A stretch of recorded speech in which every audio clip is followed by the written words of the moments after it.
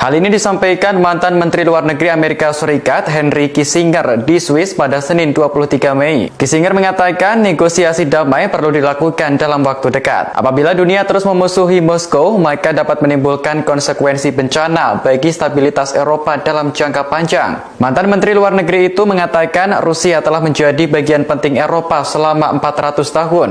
Selama ini, Moskow bertindak sebagai kekuatan penyeimbang di masa-masa kritis bagi benua itu. Kissinger mengatakan Barat harus mengingat pentingnya Rusia di Eropa dan tidak terbawa suasana dalam perang saat ini. Dikutip dari Newsweek, Rusia secara terbuka telah menyatakan kemungkinan pembicaraan damai dengan Ukraina. Hal itu disampaikan langsung Wakil Menteri Luar Negeri Rusia, Andrei Rudenko pada Senin kemarin. Namun, Ukraina tampaknya tak ingin ada kompromi untuk mencapai kesepakatan damai yang membuat Kiev menyerahkan sebagian wilayahnya ke Moskow. Akibat kesalahan perhitungan, para pengamat menyebut pasukan Rusia telah meninggalkan tujuan awal. Kesalahan langkah ini dianggap memalukan bagi Presiden Putin yang membanggakan kekuatan militernya. Beberapa jam setelah Rusia mengirimkan pasukannya melintasi perbatasan dan memulai serangan udara, penjaga perbatasan Ukraina di sebuah pulau kecil 300 km sebelah barat Crimea menerima sebuah pesan.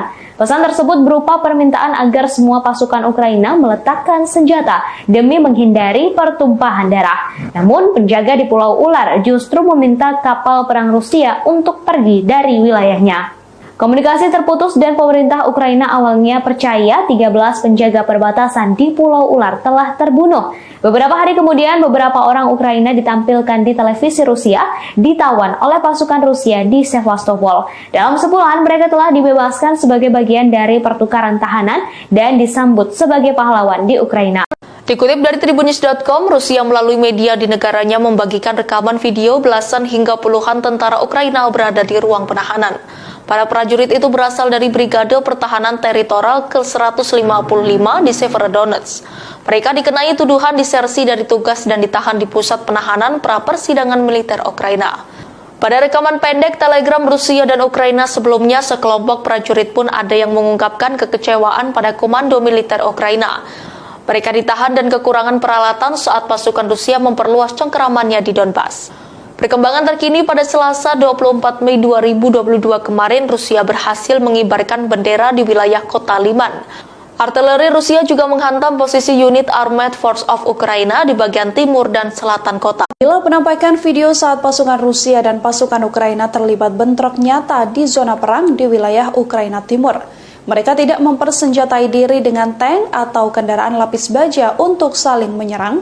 Baik pasukan Rusia maupun pasukan Ukraina tampak berada di sebuah tanah lapang dan terlibat perang langsung dengan senjata yang melekat di tubuhnya. Pasukan tersebut terlihat merangkak sambil bersiaga. Mereka juga beberapa kali berlari di antara semak-semak dan terus melakukan serangan. Dikutip dari The Sun, video tersebut dirilis oleh Tentara Republik Rakyat Luhan atau LPR. Mereka tampak menembaki bangunan yang rusak di daerah perumahan. Seorang tentara musuh pun terlihat membalas tembakan dari balik jendela yang pecah di gedung tersebut. Perlahan pasukan LPR pun lantas maju untuk terus menyerang pasukan Rusia. Beredar rekaman yang menunjukkan penghancuran posisi angkatan bersenjata Ukraina di daerah Avdiivka oleh tentara Brigade Pengawal Ketiga Angkatan Darat DPR. Dalam rekaman yang diunggah di Telegram pada Senin 23 Mei 2022, terlihat dengan jelas keefektifan quadcopter dalam menyelesaikan artileri, melakukan pengintaian dan mengirimkan pandangan secara online selama pertempuran. Hal ini disebut membantu komando untuk melihat gambaran besar dan membuat keputusan yang tepat. Dalam hal ini, para pejuang Brigade Pengawal Ketiga menggunakan quadcopter yang diberikan kepada mereka oleh organisasi kemanusiaan Rusia, tulis keterangan unggahan. Ukraina hanya dijadikan Barat sebagai alat perang melawan Rusia. Kebohongan Zelensky terungkap. Diplomacy and to de-escalate tensions and attempt like the devil to improve security for our allies and partners and for all of Europe for that matter.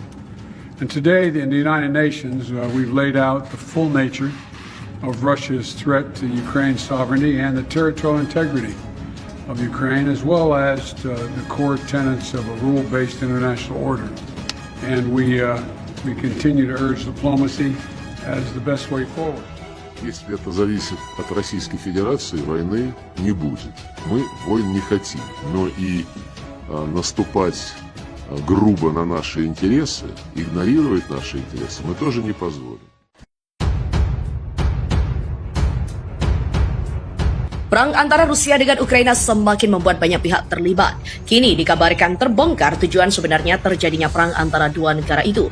Ukraina disebut hanya dijadikan sebagai alat bagi negara-negara Barat. Barat diduga menggunakan Ukraina sebagai dalih untuk perang melawan Rusia, lalu menempatkan Rusia pada posisi di mana ia harus melindungi negaranya sendiri. Sekretaris Dewan Keamanan Rusia Nikolai Patrushev mengatakan pada hari Selasa. Berbicara pada pertemuan Dewan Penasihat Ilmiah Dewan Keamanan, Patrushev mengatakan krisis geopolitik yang belum pernah terjadi sebelumnya saat ini disebabkan oleh penghancuran arsitektur keamanan global dan juga sistem hukum internasional yang dipimpin Barat.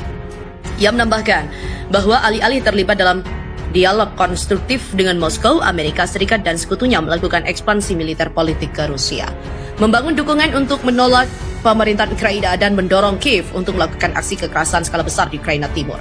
Menurut Patrushev, tujuan utama Barat adalah menciptakan kondisi untuk pembentukan rezim yang dikendalikan Barat di Rusia seperti yang sudah diuji di Ukraina dan juga sejumlah negara lain.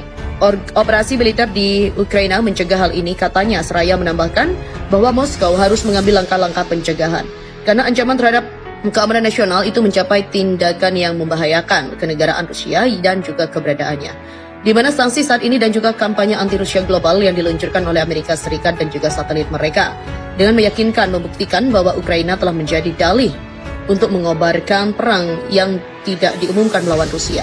Ia juga mengklaim bahwa agresi terhadap Moskow memiliki dimensi ideologis. Di situasi di sekitar operasi militer khusus Rusia di Ukraina juga menunjukkan bahwa neoliberalisme kolektif Barat berubah di depan mata kita menjadi ideologi fasisme neoliberal yang terutama ditujukan untuk pemberantasan dunia Rusia.